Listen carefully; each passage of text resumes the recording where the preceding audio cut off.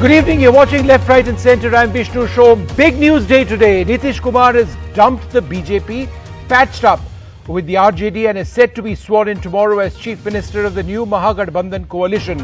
Tejashwi Yadav, the RJD leader, will be his deputy. The swearing in is at 4 p.m. tomorrow. That's the expected time. On the show tonight, Nitish drops the BJP. Is the Mahagathbandhan 2.0 a setback for the BJP's Operation Kamal?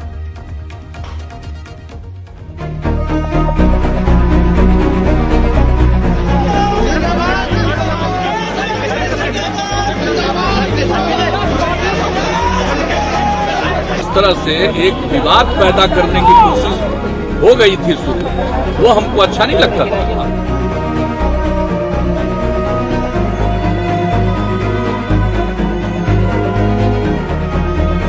कोई सिद्धांत का कहीं पर इसमें मतलब रह ही नहीं गया, शर्म आनी चाहिए। हिंदी पट्टी में देखें तो भाजपा का अब कोई अलायंस पार्टनर नहीं है। ये बताया जा रहा है कि आप प्रधानमंत्री के लिए उम्मीदवार हो सकते हैं।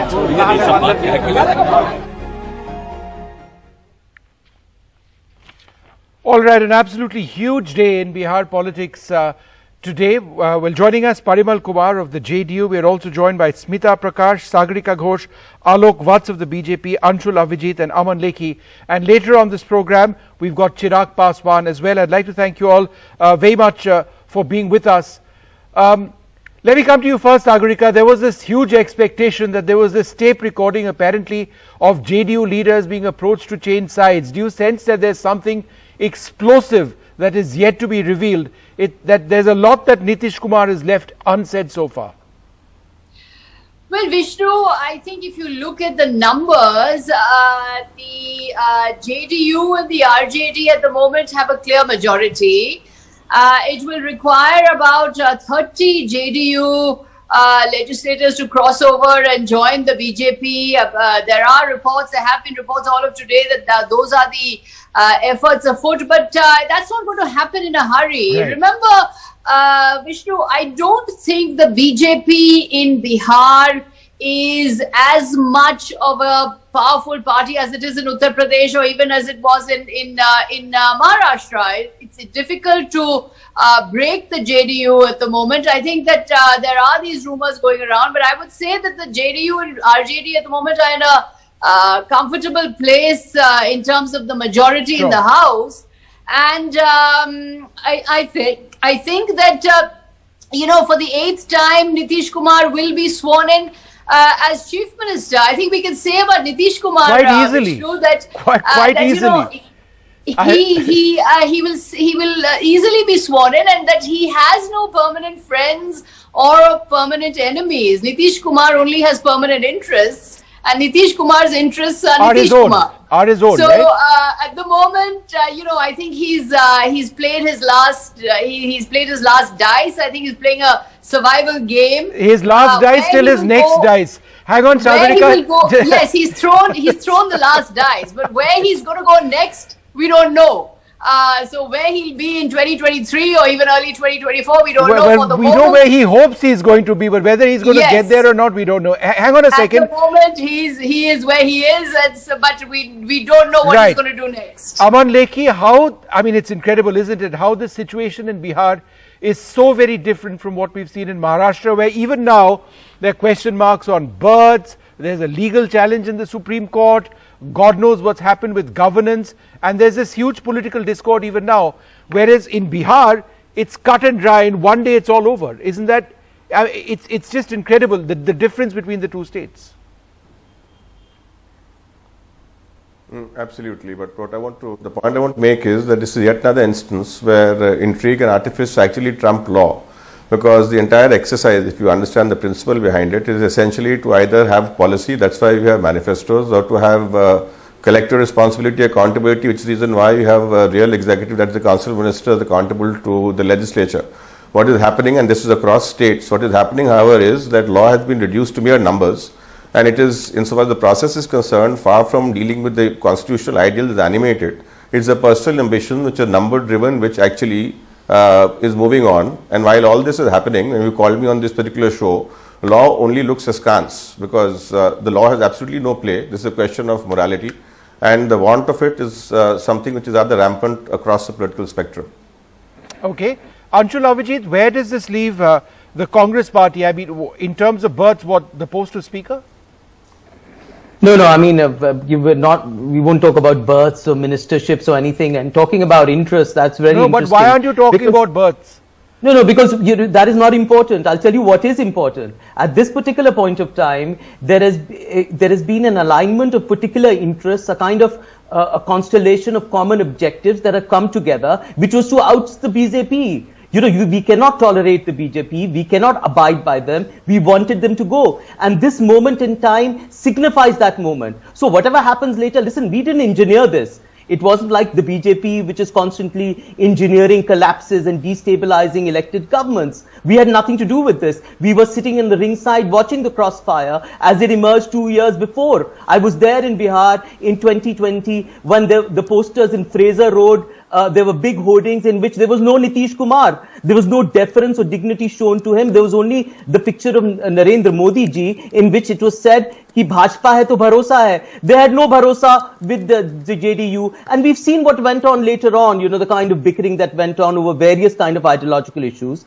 But I think the main problem was... Half a second, because we've got Parimal Kumar of the JDU. Parimal, thank you very much for being with us. There's this huge, and I was asking Sagarika the same question. There's this expectation that there's a tape recording.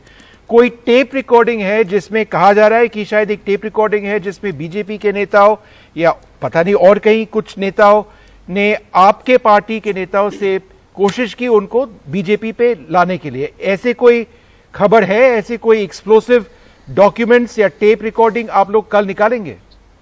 Yes, हाँ, हम लोग के पास वो evidence है और समय आने पर हम लोग उसको रिवील भी करेंगे।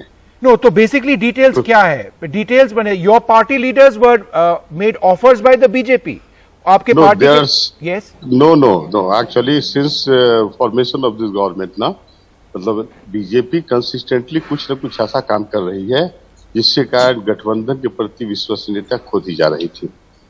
जब चुनाव हुए थे, एक सामान्य एजेंडे पर चुनाव हुए थे और बीजेपी ने कुछ जो कोएलिशन पार्टनर भी थे, है ना, उन्होंने जब जेडीयू के विरुद्ध लगभग 100 सीट से अधिक अपने कैंडिडेट को उतारा, तो यह बीजेपी का मुख्य समर्थन था। No, but Parimal Kumar, this is an important point. It's not only about RCP Singh. आप कह रहे हैं कि आरसीपी सिंह के अलावा और कई नेता है आपके पार्टी में। RCP Singh is not a factor for JDU presently. It's beyond RCP Singh. No, there are other leaders who the BJP reached out to. There are several factors, not only particularly telephone taping, right? Other factors too are responsible to take such type of decision by my honorable leader, Nitish Kumar says. All right, so no clear answers over there, but thanks for confirming that there is more evidence which you feel is going to, reveal something more. Alok Vats, how would you respond to those who say that this is Op Kamal's reversed, and any effort at Op Kamal and what Mr. Nadda said about putting an end to regional parties, that's been turned on its head? Let me tell you one thing, Shom. The writing was very clear on the wall since last 2-3 months.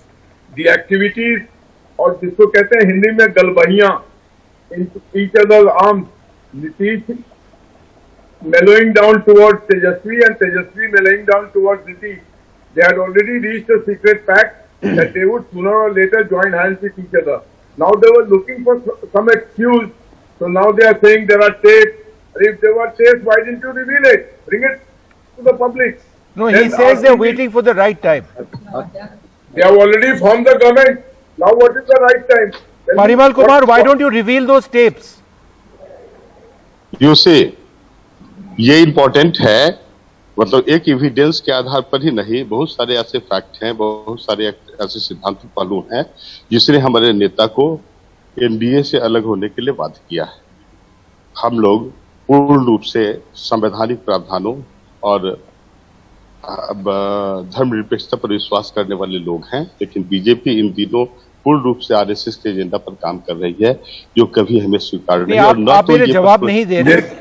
आलोक पूछ रहे कि आप लोगों ने आप जो ये explosive tapes के बारे में जो खबर फैलाई है, आप लोगों ने अभी तक ये टेप्स को रिवील क्यों नहीं किया है?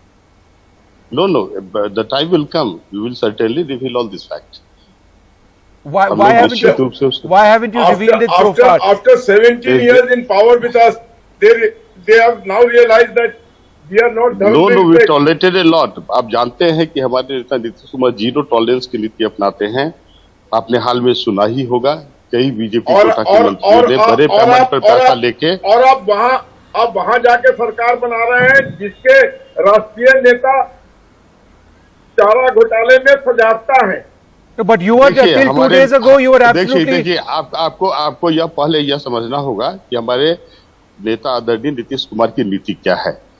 आदरणीय नीतीश कुमार पूर्ण रूप से जनहित में काम करने वाले, लोक कल्याण का कार्य करने वाले नेता हैं. राइट. गठबंधन एक तो प्रक्रिया हो सकती है, माध्यम हो सकता है, लेकिन lok kalyan is the priority of his governance. So we'll see what he actually does with that. ऐसी स्थिति में जब भी particularly there will be breach from this. Let me tell you one thing. One sec, I want to go beyond the two of you. I want to go.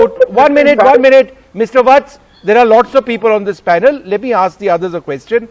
Smita, is this really about Bihar, recently, you listen, or is this about Nitish Kumar positioning himself? Recently. One minute, sir. 1 minute, sir. I'm asking Smita. No. You should listen now. You should know the fact. Okay, no. I've noted your fact. I've noted your. I'll come back to you. The country should know the reality. The people should know the reality. Got it, sir. I've heard your point. The largest democratic Sir, you can't outshout me. I'm asking the questions. Wait, sir, for your turn. Yes, you read. 1 second, I'll come back to you. At the same time, you should allow me to put the I'll come back to you. I'll come back to you, sir. It's not a monologue over here. It's a discussion. Smita, is this really about Bihar or about Nitish Kumar positioning himself as a future opposition candidate for the post of Prime Minister? Pardon?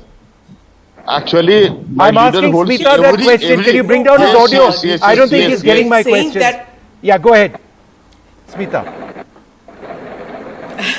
Yeah, thank you, Vishnu. I think this is beyond Bihar. Yes, of course, when you talk about Nitish Kumar, it's obvious he's taking oath the 8th time over. So he is going to be Chief Minister, but it is quite clear that he's going to be handing over the reins to Tejashwi. Just a couple of hours back, there was that press conference, and it was Tejashwi who was taking the lead as far as answering questions of the press is concerned. He's going to be Deputy Chief Minister for a short while, but it is quite clear that Nitish is no longer, he's a pale shadow of that that Sushasan Babu that he was for Bihar. He's run out of ideas for Bihar. He has been there since 2005. There should have been a complete transformation of the state by now, because he's been in power regardless of which party was in power at the center. So Bihar should have completely transformed from what it was. Yes, there has been change, of course, from what it was during the RJD era of Lalu Yadav. But the fact is that it hasn't changed. And I think somebody has given him this rosy picture that in the opposition sphere, even though it appears crowded, there is a vacancy for an acceptable leader. Right. Somebody who's not, forcing their way in or doesn't seem too keen to be the UPA chairman. But if the socialist parties get together, then posing a challenge to Modi in 2024, there is a vacancy. Somebody seems to have painted this picture, which is why he is willing to swallow his ego and go with Tejashwi. Remember, he has worked with Tejashwi's father. Okay. For him to have, after saying all that he'd said about the RJD, now to go back to the RJD and form a government, it's quite clear that this is just a short-term measure that he's taking. He has something more. So I am not ready to write off Nitish Kumar as a politician, whether it is with regard to Bihar or with regard to the center. No, but my interpretation of that press conference slightly different. Sagarika, do you agree with Smita? Because I tended to believe that here was Tejashwi who made a couple of points. Number one, Nitish Kumar, the most experienced chief minister in India. Number two, he said Nitish Kumar, Mukhyamantri ji at least 3 times. He started by saying that. And then after that, he made other references saying that Nitish Kumar is a leader, he had a decision to take and he took that. So he was, it just seemed to me, and Sagarika, I don't know if you agree that there doesn't seem to be a question of Tejashwi at this juncture getting the chief ministerial berth at all, even after a few months. There's not very much time left for the term of this particular government in Bihar, do you not think that Nitish is going to be CM for the entire term? You know, Vishnu, it's very difficult to predict what's going to happen 1 or 2 months down the line. I actually agree with Smita when she says that, you know, Nitish Kumar today is a much diminished figure from what he was in 2013. You know, in 2010, for example, when he had that huge victory, which that election I covered, he was Sushasan Babu, he was tilting at Lalu Yadav and Jungle Raj, he was he was against corruption, he was against the Lalu Raj of all those years, and he won that big victory in 2010. The NDA alliance was over 200 seats and the RJD was wiped out.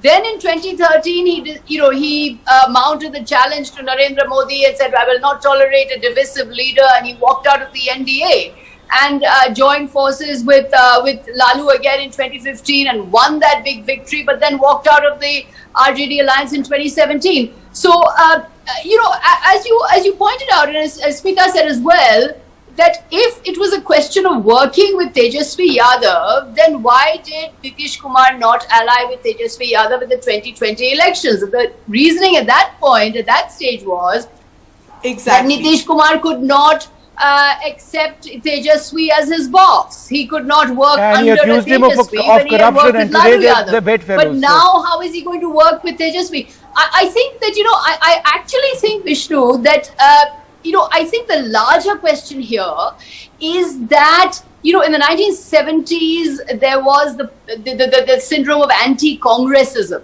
Yeah. Now we have the syndrome of, anti-BJPism, where the ruling party, the juggernaut, and its Ashwamedha horse is riding from state to state, conquering every state. Maharashtra has just fallen, and the regional parties are playing the survival game. And I think Nitish should be credited because his antennae were sharp enough to realize that, listen, I better act fast, because otherwise I'll either be toppled like Uddhav Thackeray or my survival is at stake. So he's realized he's in danger, he's jumped ship, he's gone over to the RJD and he's going to form a government. Right. Now, how long this is going to last, how durable it is it going to be? Too Are early we going to to say. see the central agencies in force again? But I think, all the regional parties today, like the Congress did in the 1970s, are in danger of being swallowed Sagarika, up. one sec, Sagarika, I just think running short on Nitish, time. In that sense, we have to see what he does. Right. Aman Lekhi, would you agree that, look, the juggernaut of the BJP and what they've done to smaller parties and their own coalition partners in different states has in a sense been stopped right now in Bihar? Maybe it's a bit too much to say reverse op Kamal, but the fact is that here's one state and one party, one leader which has stood up to what seemed to be coming his way. No, I personally feel the taint is uniform across the parties, and this is symptomatic of a political scenario as a whole, because it's quite apparent that neither principle nor ideology has got any role. And as far as idealism is concerned, it's in some way subordinated to real politics. Now, if supposing Nitish was really concerned about RJD, he should have resigned. He should advise the governor that he's resigning and asked him to call for election, because he was the third party in this coalition. But he must be knowing that if the elections are held, he may not win, and therefore he will lose power, and therefore he joins hand with the very party whom he had actually condemned. So in this particular episode, what is at play is quite clearly the personal ambition of a person concerned, and what actually animates governance and what should actually control this entire system is conspicuously absent. It's a question not only of BJP alone, but this applies to all parties across the spectrum, as I said in the beginning, because as far as power is concerned, the power corrupts, and the very chance of holding power will make them manipulate everything. Sure. Anshul, final question to you. Where do you actually see this? I mean, do you see this as a huge fillip for the opposition in the country, or do you believe that this is a one-off? All right, in Bihar, the opposition has managed to stop the BJP. This doesn't really say very much, given the lack of opposition unity we presently see in the country. No, absolutely not. I mean, it could be the beginning of many things. The fundamental and singular categorical idea of the Congress party has been to remove the BJP, because we think that it's a very harmful presence for this country, destruction of all our, of democracy, of our institutions, of the social fabric. I mean, it's completely malefic. So we have succeeded in that objective over here. This has been an alignment of particular forces. Maybe they were disparate, at one particular time, but they've come together right now, and this is what we have to rejoice. So this is the particular moment to look forward to. It's a positive moment for Bihar, I think, because any kind of administration which includes them is going to be a malefic one in our view. So we think that is a positive step. I think something better should come out of it. I can't really predict the future, but yes, certainly, this is certainly a positive step. All right. Well, look, I'm running short on time over here. I spoke to Chirag Paswan, who's obviously watching the developments very, very closely in Bihar. Here's what he had to say.